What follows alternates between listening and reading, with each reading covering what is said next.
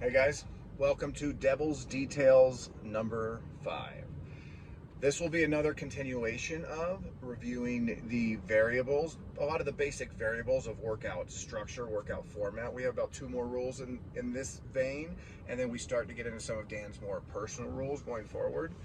Just to remind myself, I'm going to go over this rule, we'll do a little review of the other ones, and then I want to talk briefly about HEROctober, how I think that went, and how we might do it different next year. Anecdotally, guys, I am at True Heart Ranch Park right now. That is just south of San Antonio. A really cool, kind of weird little spot.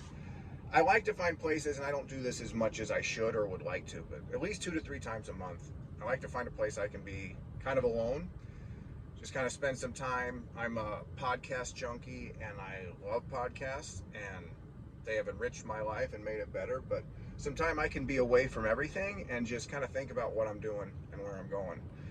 I used to do this in cemeteries. It is a place you can be near an urban area and still be alone. And I found just that environment in general gave me a good perspective on life and what mattered. And I think maybe not coincidentally, or maybe a little bit, True Ranch Park here feels a little haunted, especially on kind of cloudy days. And I like that about it. That's also kind of what I liked about cemeteries, but that's one of the reasons this has become one of the places I like to go to when I need some time to think. So building up to where we're at now on the 5th rule, all the other ones too, we're going over kind of the structure. We talked about the heavy day. We talked about how we do a Metcon before we do our heavy day lift. We talked about how I review the heavy days in the past to help set up what movements I'm going to use in Metcons going forward to test that threshold training. And then the last one is about the small, medium, large. We need short workouts, medium workouts, and long workouts. This one is about the types of workouts we do. And so basically there's kind of 4, I guess I have 5 when you add mine. There's 4 basic ones with Dan's additional.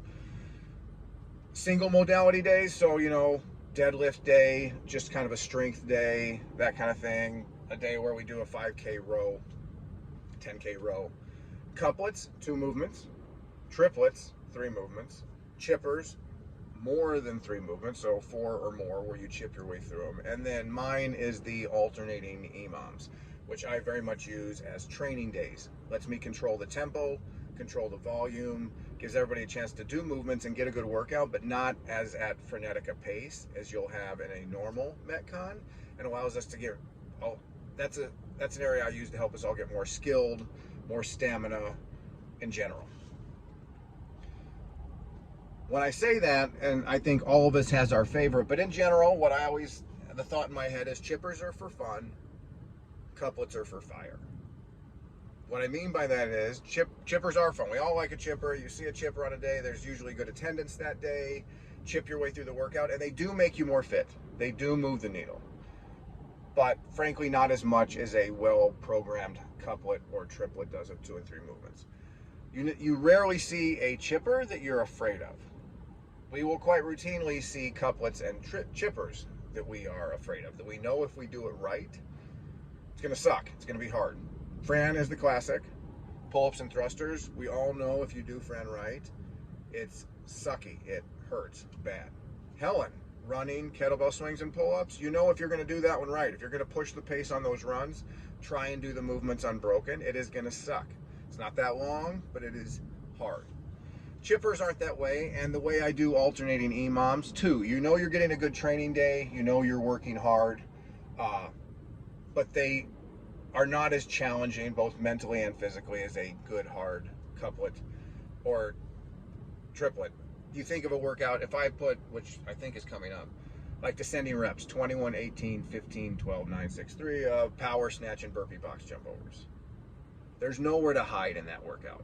There's nowhere to go. If you're going to keep picking up the pace, as soon as you're done with the one movement, it's back to the other and vice versa. Those are the workouts that make us the most fit, that drive so many of the variables in fitness. And so that is why when I'm programming a month, I have to make sure the majority, over half, however you want to say it, of the workouts are in that classic couplet and triplet range, with the strength days too. So monostructural tend to be either strength, so one day in, oh, not monostructural, if it's one movement, excuse me, it tends to be either a strength day like we did today with the barbell complex, so multiple movements, but you're just kind of working through a strength portion, or it's a long cardio day. And we need those too, and you're going to see 5 to 6 of those a month. And then you're going to see 3 to 4 EMOMs of the alternate EMOMs and 3 to 4 of the chippers. And I say that with maybe one month it'll be 4 chippers and 3 EMOMs, and the next month it'll be 4 EMOMs and 3 chippers. So you add that in with the amount of single days, the strength of the long cardio, that's about half the month or close, and then the other half of the month is in that couplet and triplet range. And that's that's on purpose. That's how it should be. I think that allows you to keep pushing the fitness needle forward as we move on that. So that in and of itself is the 5th Devil's Details. I'd like to talk a little bit here as well about HEROctober. We just finished that month. Thanks for everybody for giving it their all. I saw some great performances, tons of PRs. It was awesome. But going forward, I think I'm going to do it a little bit different. We did it different this year, even from last year. Last year I had taken all of the strength days out. This month I kept the strength days in, and we just used shorter hero workouts on those days. I'm not sure exactly how I'm going to do it going forward, and this is where I'd like your guys' input, either in comments here, I would appreciate that, or talk to me at the gym. But I felt it was both too much and too little.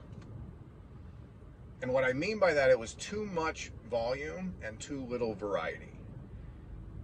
And that is just because, again, there are a lot of hero workouts out there, but I can't tailor them. If I'm going to do a true hero one, I can't really tailor them to fit in exactly how I want each piece of the pie to fit in for that month. So I'm somewhat limited. And I spent a lot of time putting together, I spent all year, have a little spreadsheet where I'd added hero workouts that I wanted to look at, remember, to get to see if they would fit into the puzzle. And it went okay, but I felt too cornered, and the only person cornering me that way is myself on this. So going forward, next year, whether it's we do 15 hero workouts in October or 10, or we do them just on the weekends, I'm still not sure. And that's where I'd like your opinion on this. So I like the chance to retest a lot of these classic CrossFit workouts, but I think it was maybe a little too much of a good thing the way we did it this month. So please let me know what you think on that.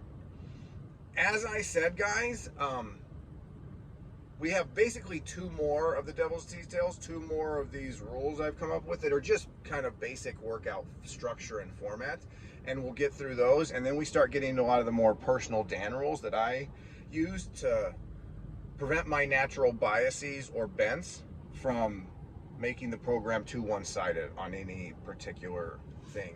And so these are ones I found to help keep me honest. As I look through them, I'm like, oh yeah, I need to remember that. So that is pretty much it for this one. Today is a big day, guys. Today is Janelle and I's 12th anniversary. Time flies when you're having fun. I'm very fortunate. Janelle challenges me to my core. And she is also very entertaining to be around in a lot of ways.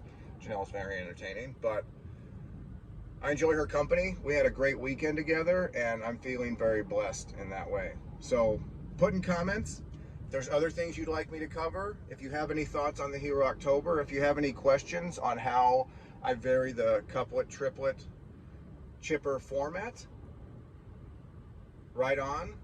I'll talk to you later.